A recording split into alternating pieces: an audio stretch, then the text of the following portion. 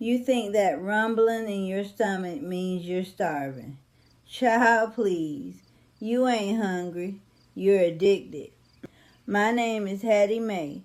I'm 108 years old, and I watch you folks today panicking the second you miss a meal. They told you on the television to eat 3 square meals and keep a snack in your pocket so your metabolism don't slow down. Lord have mercy.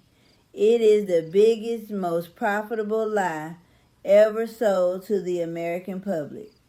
The reason you are always tired, the reason your joints are aching, and the reason folks are breaking down at 50 years old is because you never ever stop chewing.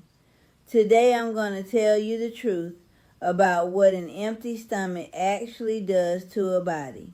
And I promise you, the food companies are praying you never hear it. Now, last time I was sitting here talking to you, I told you about the foods we ate to live long. The good red meat, the eggs, the food God gave us. But I left something out. Because it wasn't just what we ate that kept us out of the hospital. It was when we ate. And more importantly, it was the long, quiet hours when we didn't eat a single thing. You see, folks today treat their bodies like a tractor engine that they never ever turn off. Think about it now. Breaking down food is the hardest work your body does. It takes a mountain of blood and heat and energy to turn a piece of bread or a piece of meat into fuel. If you wake up at 7 a.m. and eat a bowl of sugar cereal, well, your engine turns on. At 10 a.m., you eat a granola bar, the engine runs hotter. Noon comes, you eat a sandwich. 3 o'clock, you need a coffee and a sweet. 7 o'clock, a big heavy dinner. 10 o'clock, a bowl of ice cream in front of the television. Your engine is running 24 hours a day. It never cools down. And just like a piece of farm machinery, if you never turn the engine off, eventually it's going to burn out. It's going to rust from the inside. Your body only has so much energy. If it is spending every waking hour digesting, well, it has absolutely no energy left to heal. Folks today run to the doctor for a pill the second they feel an ache or a sniffle. They think the answer is always adding something into the body. We didn't do that. When my grandfather got sick or when his joints swelled up, he didn't eat. He would sit on the porch with a glass of water and, well, he would let his stomach go completely hollow for a day, maybe a day and a half. The doctors today, they got all sorts of fancy $1,000,000 words for it. They call it fasting. They talk about stem cells and autophagy. But on the farm, we just called it cleaning house. When your stomach is completely empty, when you stop shoveling food down your throat for 14, 16, or maybe even 36 hours, a miracle happens. Your body realizes it doesn't have to digest anymore. The engine finally cools off, and the body takes all that energy and it sends out the repair crew. It goes through your blood and your organs, and it starts sweeping the floors. It eats up the dead cells. It brings down the swelling in your knees. It clears the fog out of your brain. It fixes the damage that all that factory food caused. You heal when you sleep because you're fasting.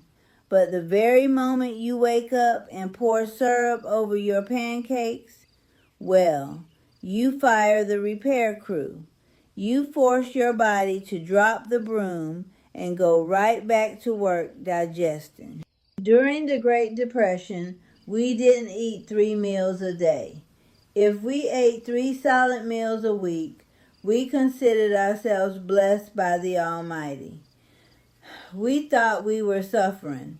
We thought the poverty was a curse. But looking back, that scarcity was a shield.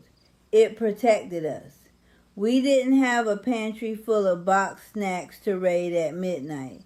We ate a hearty meal in the middle of the day, and then the kitchen was closed. And you know what? We were strong. We worked from sunup to sundown. We didn't have the cancers and the sugars and the heart given out at 50 years old like you see today. Now I know what you're thinking. You're sitting there looking at your phone thinking, but Hattie, I get so hungry. If I miss breakfast, my hands shake. I get a headache. I feel like I'm gonna pass out. Honey, that ain't hunger. That is a sugar tantrum. Your body is so addicted to the processed garbage and the constant drip of carbohydrates that when you take it away for just 4 hours, your body acts like a spoiled child throwing a fit in the grocery store. True hunger is quiet. True hunger makes your mind sharp as a tack. That shaking, that weakness, that is the poison leaving your body. If you can just push through that uncomfortable morning, if you can just drink a glass of black coffee, you will find a deep, clean energy on the other side that you haven't felt since you were a child. You want to know how to live a long, strong life?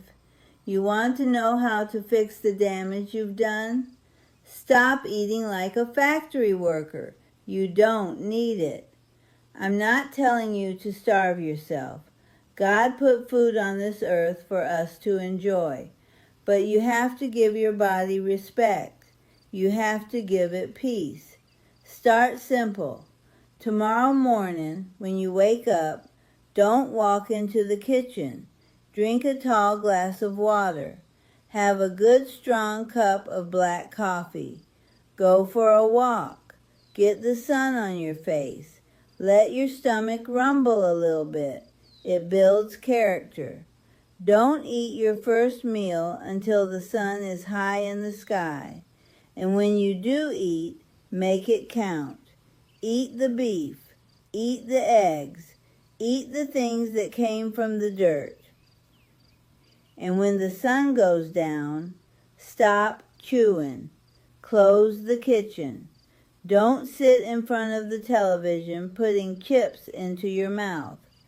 Give your body 14, maybe 16 hours of pure, uninterrupted rest.